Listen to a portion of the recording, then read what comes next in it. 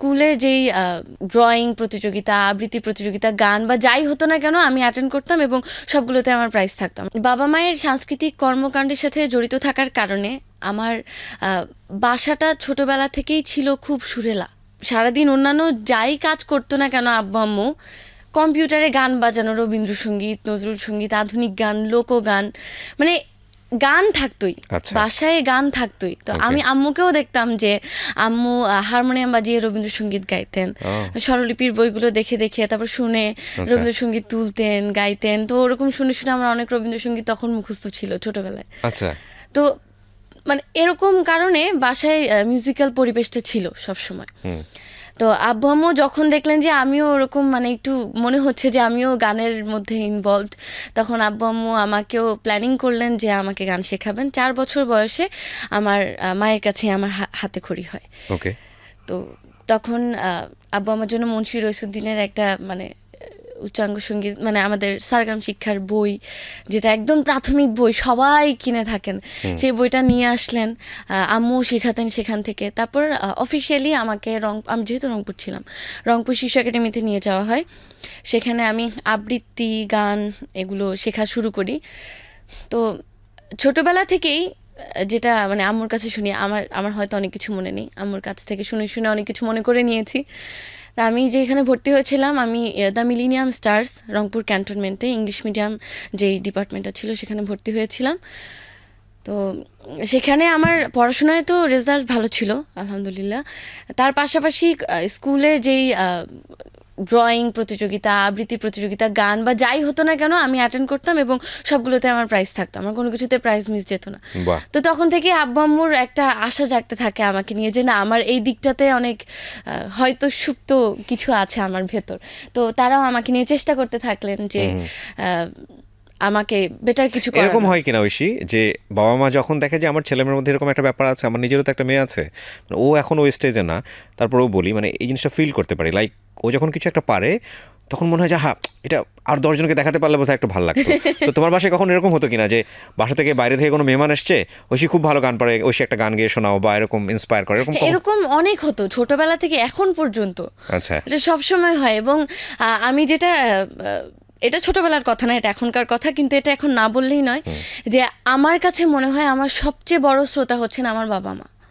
মানে অনেকে হয়তো গান শুনেন, পছন্দ করেন, আমাকে ভালোবাসা দেন, কিন্তু নন স্টপ সারাদিন শুধু একটা মানুষের গান শুনেন, আমার আব্বু। আমার মানে আমার গান আমার আব্বু যত শুনেন, আম্মু যত শুনেন, আর কেউ তত শুনেন এবং কারেকশনও দেন নিশ্চয়ই। কারেকশন এবং মানে আমার কোন জায়গাটা ইমপ্রুভ করা উচিত, কোন জায়গাটা ভালো হলো, খারাপ হলো, কি করলে আরো বেটার হতো, এরকম মানে পয়েন্টে পয়েন্টে এই যে ধরিয়ে দেওয়া, এটা কয়টা বাবা মা করেন। আমি অনেক সৌভাগ্যবান এই জায়গাটা। ডেফিনেটলি।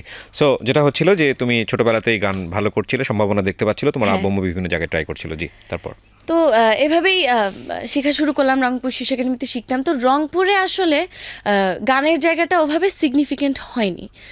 আমরা 2003 সালে নোয়াখালীতে চলে আসি বাবা চাকরি সূত্রে। নোয়াখালী হচ্ছে আমার হোম ডিস্ট্রিক্ট।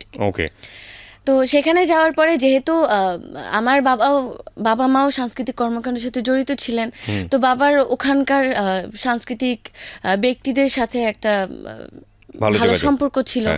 তো সেই জায়গা থেকে বিভিন্ন জায়গায় চিন্তা করে আব্বু ভাবলেন যে আমাকে সেখানে, কারণ আমরা নোয়াখালীতে গিয়েছি, আমার পড়াশোনা একটা বছর আমি এগিয়ে গিয়েছিলাম। আমি কেজিতে ছিলাম যখন রংপুরে ছিলাম, নোয়াখালীতেই আমি ক্লাস 1-এ ভর্তি হয়ে যাই। তো অলরেডি একটা গ্যাপ তৈরি হয়ে যায় আমার পুরনো বন্ধুদের সাথে, যে ওরা আমার চেয়ে একটু পিছনের ক্লাসে, আমি সামনের ক্লাসে চলে গেলাম।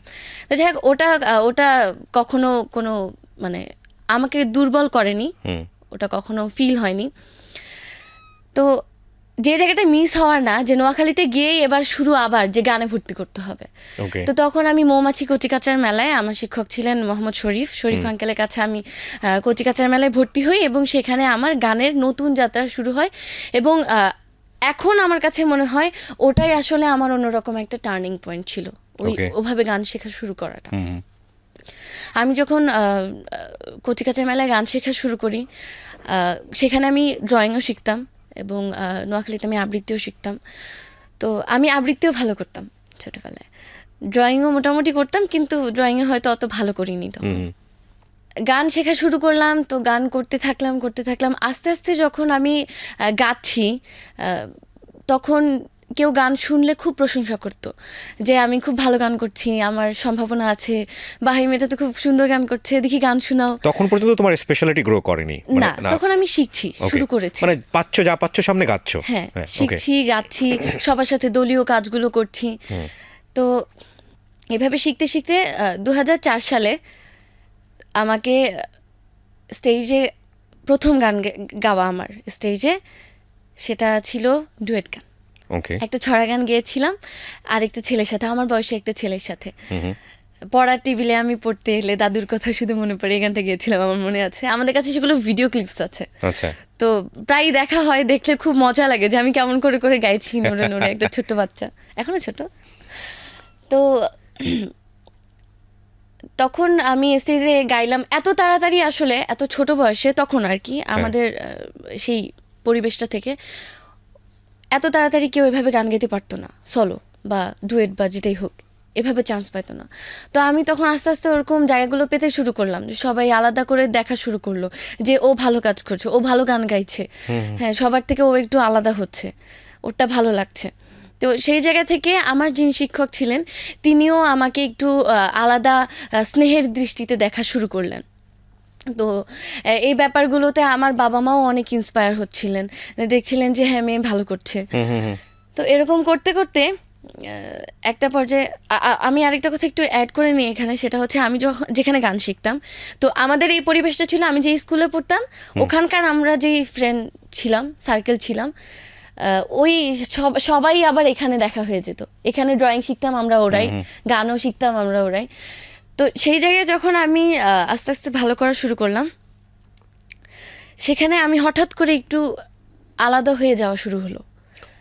মানে কেন আমাকে একটু আলাদা চোখে দেখা হচ্ছে, কেন আমি ভালো করছি, কেন আমাকে গান গাইতে দেওয়া হচ্ছে। তো একটা পর্যায়ে দেখা গেল যে সব প্রেজেন্টেশন হচ্ছে, সবাই দলীয় গান গাইছে, আমাকে একটু স্পেশালি অন্য সিনিয়রদের মাঝ থেকে ছোট আমাকে সলো গান গাইতে দেওয়া হচ্ছে। আচ্ছা। তারপরে মানুষ আমার গান পছন্দ করা শুরু করলো, তখন দেখা গেলো আমাকে সলো গান থেকে আমাকে একটা জায়গায় দুটো গান গাইতে দেওয়া হচ্ছে। ওকে।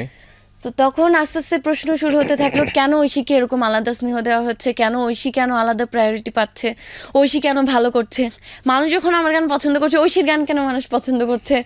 তো এরকম করতে করতে দেখা যায় আমার সেই সার্কেলের সেই বন্ধু বলি বা সহপাঠী বলি, সহকর্মী বলি, সবার মধ্যে একটা